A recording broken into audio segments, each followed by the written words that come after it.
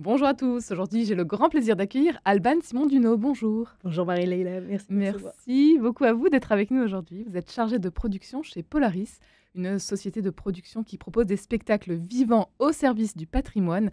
Et vous êtes venu nous parler aujourd'hui d'une proposition tout à fait inédite. C'est un tout nouveau spectacle immersif, La Nuit des Reines. Ça va se passer du 19 avril au 5 mai. C'est une création Polaris en partenariat avec le Centre des Monuments Nationaux à la basilique Saint-Denis, ce haut lieu de la chrétienté, construit autour de la tombe de Saint-Denis, pour ceux qui ne le sauraient pas. Nécropole royale, et c'est un voyage dans le temps assez incroyable, un voyage d'1 heure que vous nous proposez avec ce spectacle La Nuit des Reines. Alban. Oui, exactement, on a ce nouveau spectacle dont on est très heureux de présenter à partir de la semaine prochaine.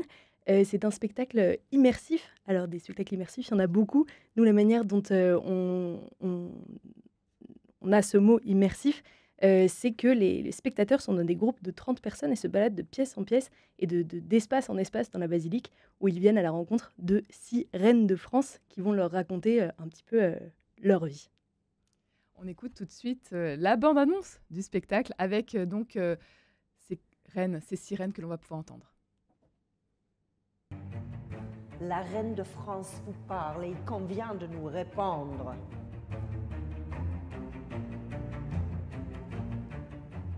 Il suffit. Les reines dans ce pays n'ont jamais été rien d'autre que des ventres.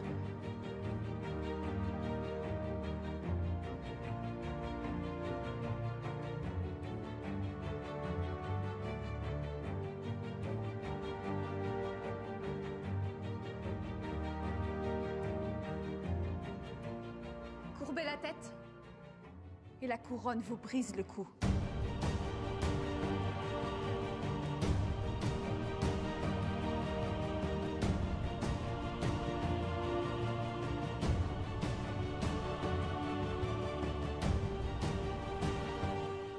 On a choisi 6 reines de France avec des caractères bien trempés. Donc on a Aliénor d'Aquitaine, Marie-Antoinette, Marie de Médicis, Catherine de Médicis et même Isabeau de Bavière.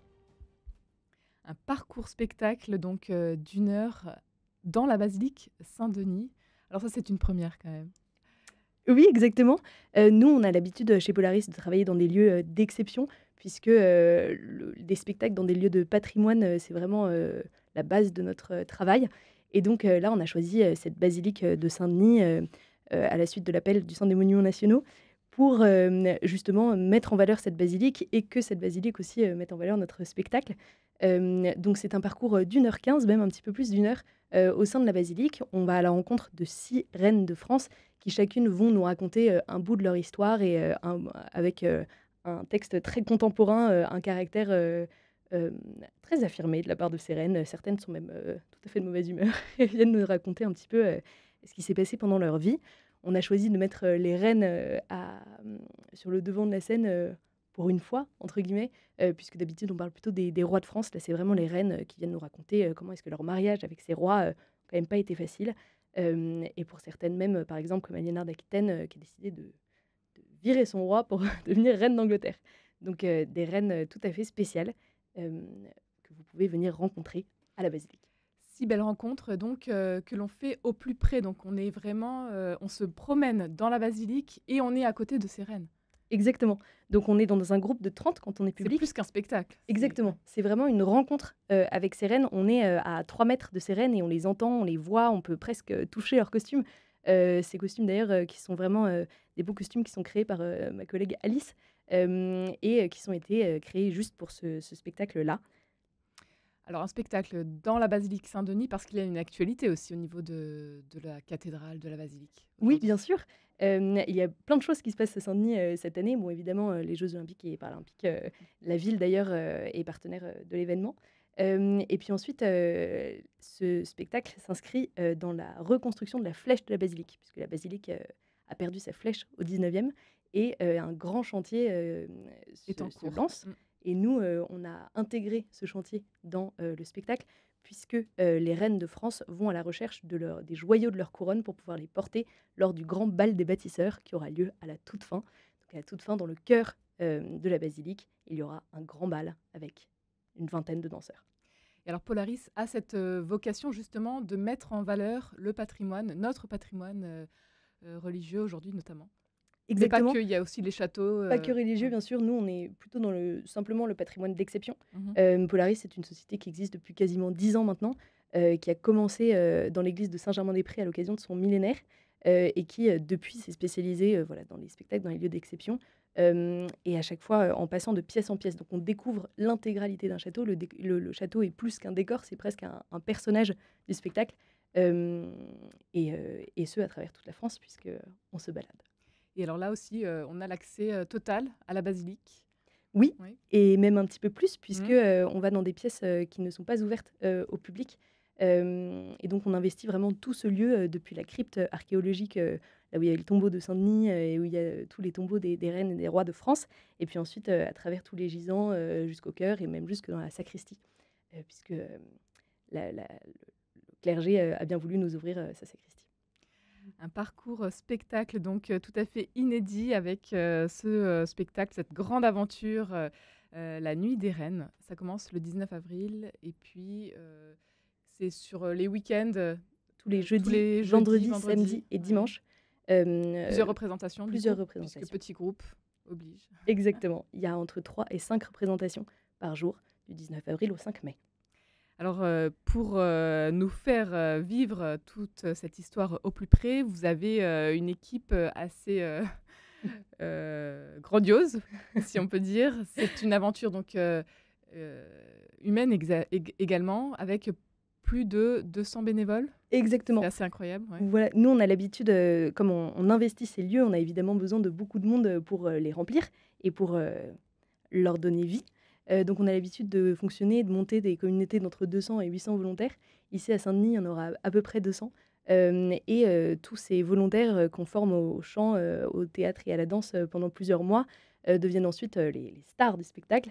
Ils ont leur costume et c'est ensuite eux qui entourent les reines de France, qui, elles, sont des comédiennes professionnelles, pour, d'une part, leur donner la réplique et puis, d'autre part, pour donner vie à cette basilique comme lorsqu'elle était très habitée.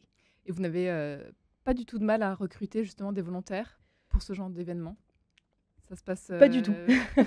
C'est vrai qu'on arrive, maintenant on a un processus qui Oui. est bien huilé, mais donc on arrive et puis Charles Mollet, qui est le metteur en scène du spectacle, a ce don de donner envie aux gens de participer à l'aventure.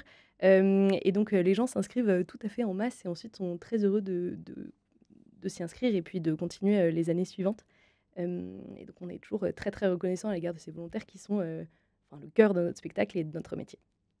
La Nuit des Reines, Alban Simon Duno, vous êtes chargé de production chez Polaris depuis quelque temps maintenant. Qu'est-ce qui vous anime, vous Alors, il y a le spectacle et puis il y a toutes ces belles propositions avec Polaris.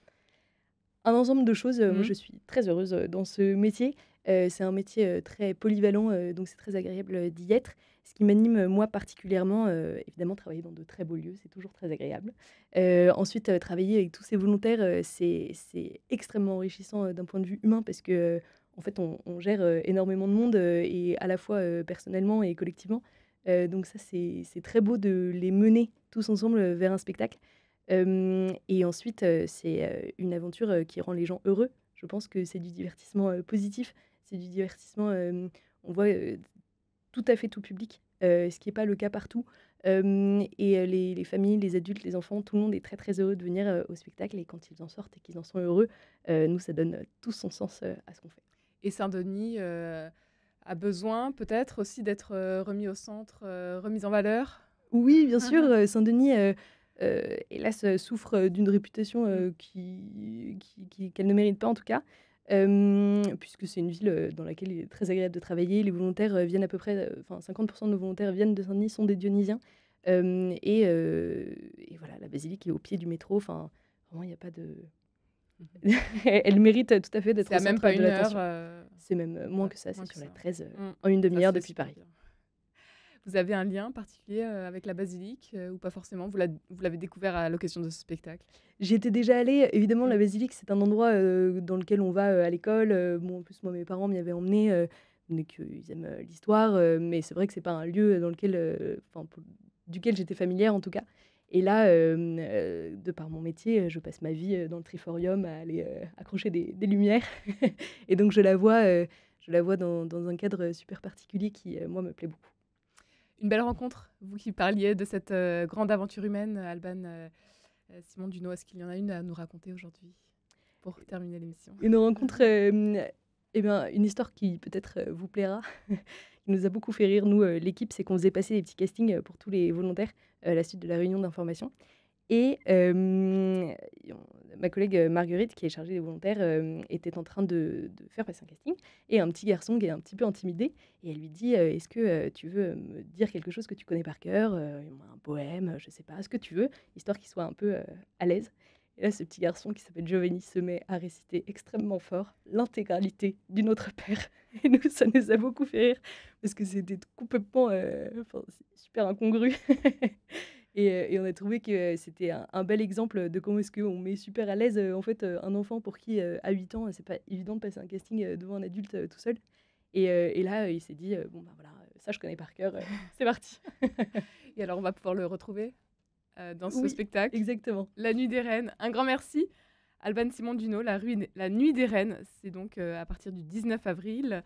On peut s'inscrire, acheter son billet en ligne tout simplement. Sur lanuitdesreines.fr. Voilà, les tarifs vont de 10 à 25 € à Oui. peu près. Oui, à peu près. Un grand merci d'avoir été avec nous aujourd'hui. Merci Marie-Leila.